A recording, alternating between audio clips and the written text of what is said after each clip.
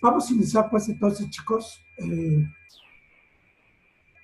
Inicio precisamente recordándole que su química que usted llevó en este ciclo escolar fue química general. Química general llamada química inorgánica. Estudiamos de una manera general todos los elementos que aparecieron en la tabla periódica. Todos los elementos. Y los clasificamos para su estudio, primero en familia, familia A y familia B. Posteriormente hicimos una clasificación de metales, no metales y metaloides. Eso fue su química inorgánica o química general. Vamos a ver de qué se trata eso que se llama química orgánica. Comparto pantalla para iniciar esta pequeña presentación.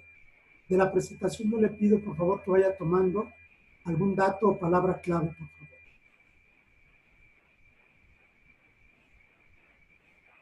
Súbale también por favor al máximo y acérquese sus audífonos para que pueda apreciar lo que se dice en el video.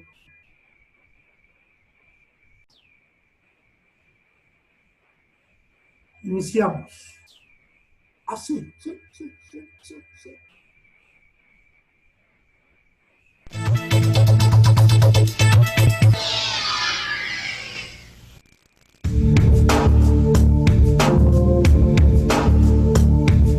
El carbono está ampliamente distribuido en la naturaleza, pese a no ser un elemento especialmente abundante.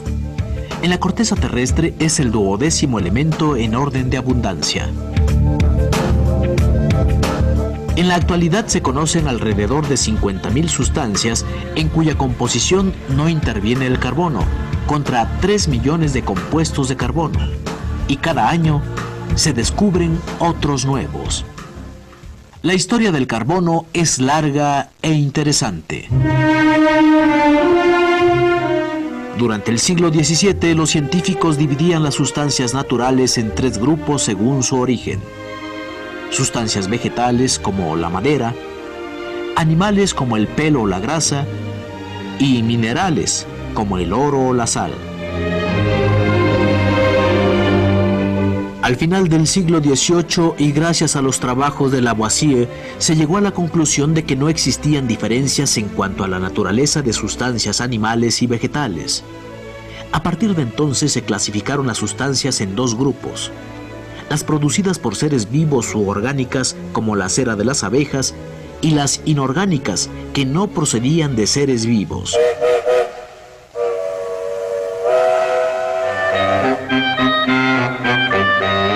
A principios del siglo XIX se creía que en las sustancias orgánicas había una fuerza vital de misteriosa naturaleza, que solo actuaba en los seres vivos. Por lo mismo se creía que las sustancias orgánicas no podían ser producidas artificialmente. Pero en 1828, el químico alemán Friedrich Wöhler logró sintetizar la urea a partir de la orina de animales sin intervención de organismos vivos. Posteriormente, en 1845, Kolbe logró sintetizar el ácido acético. Ese mismo año, el francés Berthelot sintetizó el metano. Estos experimentos demostraron en 1874 la falsedad del principio de vis vitalis y la existencia de un elemento común en este tipo de sustancias: el carbono.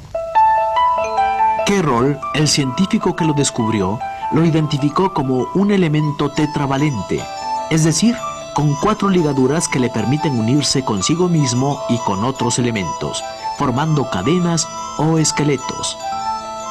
Con el tiempo, la división entre química orgánica e inorgánica fue desapareciendo. Sin embargo, estos términos se mantuvieron debido a que todos los compuestos considerados como orgánicos contienen carbono. Los compuestos de carbono son más numerosos que los compuestos conocidos del resto de los elementos.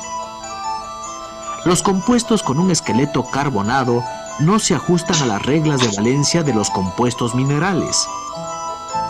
Los compuestos orgánicos tienen propiedades generales muy distintas de las que presentan los compuestos minerales. Los compuestos orgánicos se descomponen con facilidad por la acción del calor. Son combustibles en su gran mayoría, tienen puntos de fusión y ebullición bajos y reaccionan con lentitud. El esqueleto de los compuestos orgánicos puede ser de cadenas abiertas o acíclicas, de cadenas acíclicas no saturadas, así como esqueletos de cadenas cíclicas saturadas y no saturadas. Los hidrocarburos son los compuestos orgánicos más simples.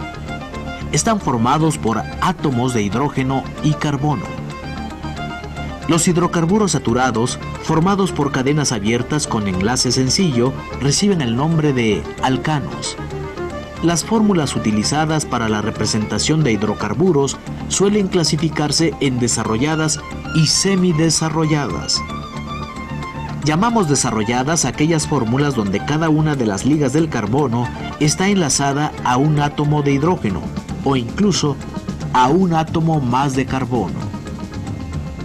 Las fórmulas semidesarrolladas son aquellas que indican el átomo de carbono con su número respectivo de hidrógenos.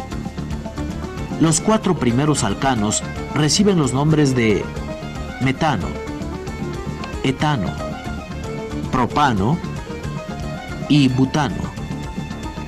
Casi todos estos compuestos son gaseosos en condiciones atmosféricas. Su uso como combustible está cada vez más extendido. Al rebasar los 4 carbonos, los alcanos reciben los nombres de pentano, hexano, heptano, octano y así sucesivamente. Estos tienen usos muy diversos en la industria química.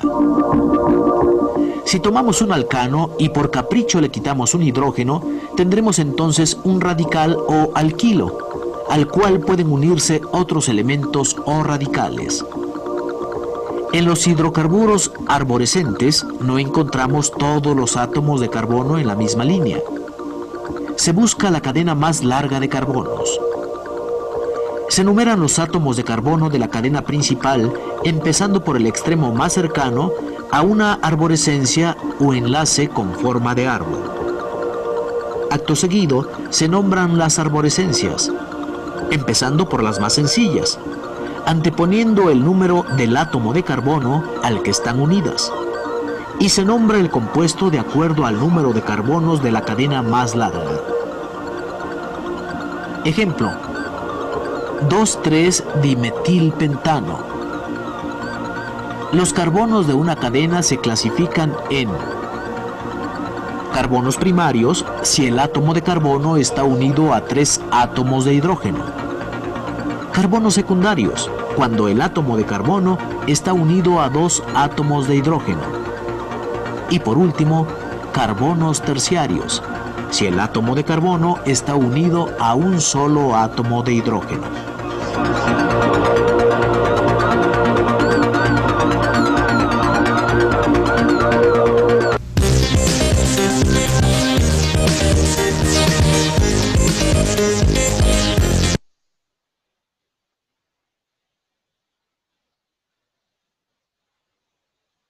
Muy interesante, chicos. Muy, muy interesante. Este es un videíto de introducción a la química orgánica diseñado para jovencitos como usted, secundaria,